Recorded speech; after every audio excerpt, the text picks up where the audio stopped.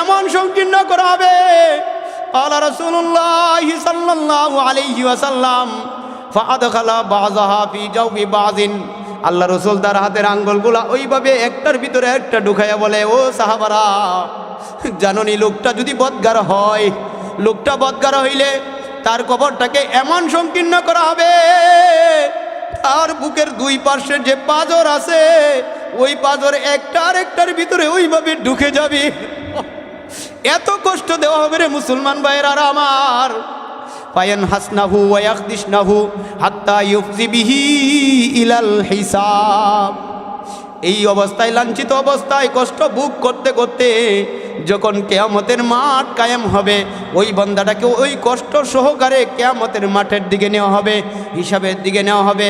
এই জন্যই আল্লাহ রাসূল বলেন, ইন্নামাল কবরু রাউযাতুম মিন রিয়াজিল জান্নাহ আও হুফরাতুম মিন হুফারিন নার। বান্দা যদি ভালো হয় তাহলে ওই কবরটা যার জন্য একটা জান্নাতের বাগান হবে, আর যদি বান্দা খারাপ হয় তাহলে ওই কবরটা তার জন্য জাহান্নামের একটা কুণ্ড হবে। তাহলে বুঝেন, এই কষ্ট কি আমাদের সহ্য করা যাবে? কখনোই সম্ভব না। এই জন্য আমরা আমাদের মৃত্যুটা ভালো চাই না খারাপ চাই? যদি ভালো চাই তাহলে আজকে থেকে শরীয়ত মতো চলবেন। কেটা কেটা দুই হাত তুলে দেখান। আল্লাহ, আজকে থেকে আমরা আর শরীয়তের বিরুদ্ধে চলবো না। বলেন ইনশাআল্লাহ। পারবেন তো ইনশাল্লাহ? এটা কিন্তু ওয়াদা দিয়েছেন আমার সাথে। আমি না থাকতে পারি, আল্লাহ কি দেখবে না?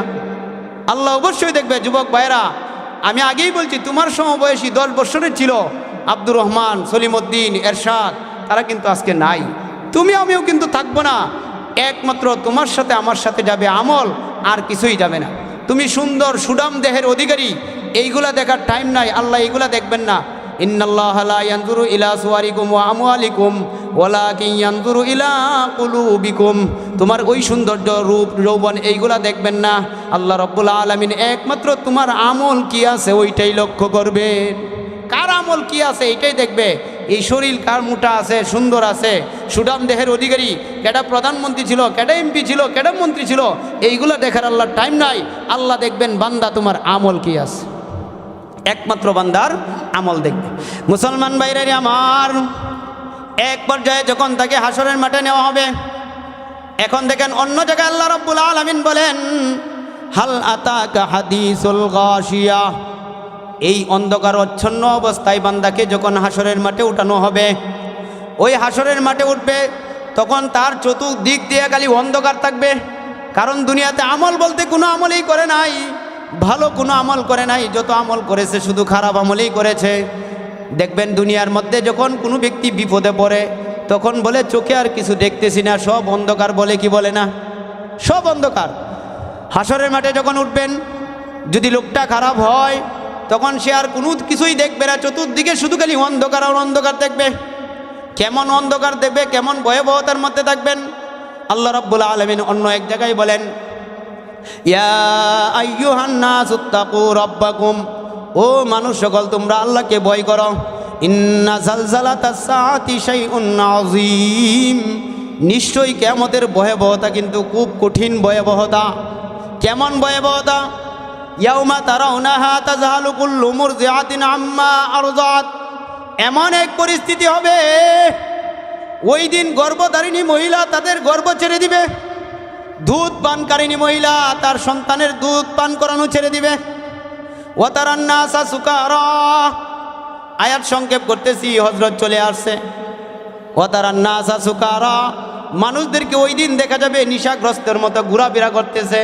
ওয়া মা হুম বিসুকারা ওয়ালাকিন্না আযাবাল্লাহি শাদীদ। মূলত তারা নেশাগ্রস্ত না, তারা মাতাল না, পাগল না, বরং ওই কিয়ামতের ভয়াবহতার কারণে এমন অবস্থা হবে, মানুষ সব নেশাগ্রস্তের মতো হয়ে যাবে। মুসলমান ভাইরারে আমার, এই অবস্থাটা কিন্তু আপনি আমার সবার সামনেই আসবে। ওই দিন আপনি আমি ধন সম্পদ দিয়ে পার হইতে পারবো না, একমাত্র আমল দিয়ে যাইতে হবে। কোনো ব্যক্তি যদি বলে আমি তো প্রধানমন্ত্রী ছিলাম, ওই গরমের ছুটে পার হয়ে যাব, সম্ভব নয়, সম্ভব নয়।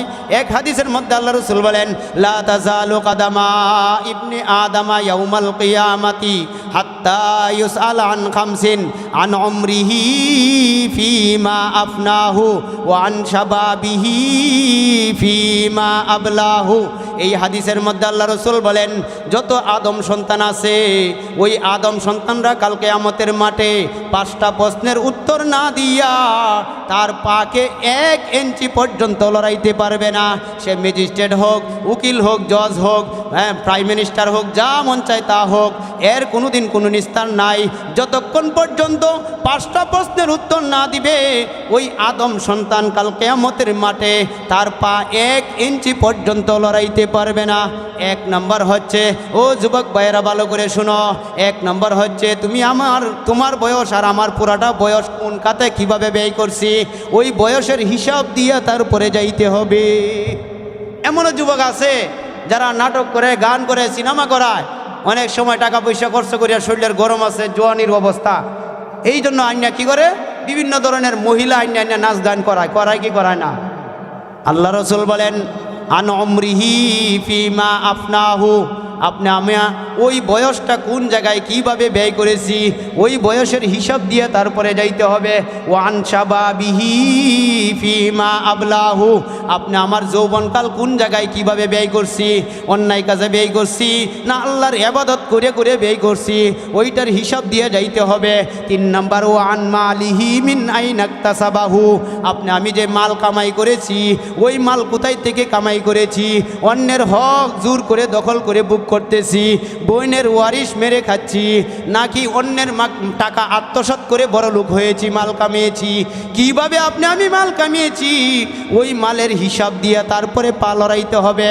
এবং ওই মালটা ফিমা আনফাকাহু, কোন জায়গায় ব্যয় করছি, ওই মালটা কি তসলিমা নাসরিন আইনে ব্যয় করছি, নাকি মমতাজ আইনে ব্যয় করছি, নাকি এরকম ওয়াজ মাহফিলের মধ্যে ব্যয় করছি, কোন জায়গায় ব্যয় করছি ওইটার হিসাব দিয়া তারপরে আদম সন্তান তার পা লড়াইতে হবে।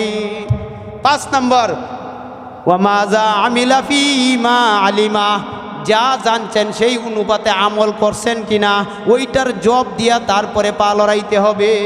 তাহলে কি বুঝলেন, যত বড় ক্ষমতাধর হন না কেন কোনো সময় আমাকে ছাড় দিবে না। 5টা প্রশ্নের উত্তর না দিয়া আমার পা 1 ইঞ্চিও লড়াইতে পারবো না। 1 নম্বর বলছি, আমার সারা জীবন কোন খাতে কিভাবে ব্যয় করছি এটার হিসাব দিয়ে যাইতে হবে। 2 নম্বর, বিশেষ করে যৌবনকালটা কিভাবে কাটাইছি যুবক ভাইয়েরা ভালো করে বুঝেন, এই যৌবনকালের হিসাব দিয়ে যাইতে হবে। 3 নম্বর, আমি যে অর্থ সম্পদ উপার্জন করেছি এই সম্পদগুলা কিভাবে উপার্জন করছি এটার পুঙ্খানুপুঙ্খানু হিসাব দিয়ে যাইতে হবে।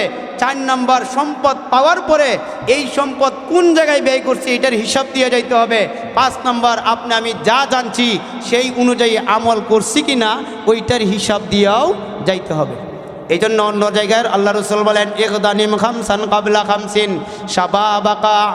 শাবাবাকা আন হারামিক শাবাবাকা আন, ভুলে গেছি। যাই হোক, যৌবনকাল থাকতে বার্ধক্য আসার আগেই যৌবনকালের কি করতে হবে, কদর করতে হবে।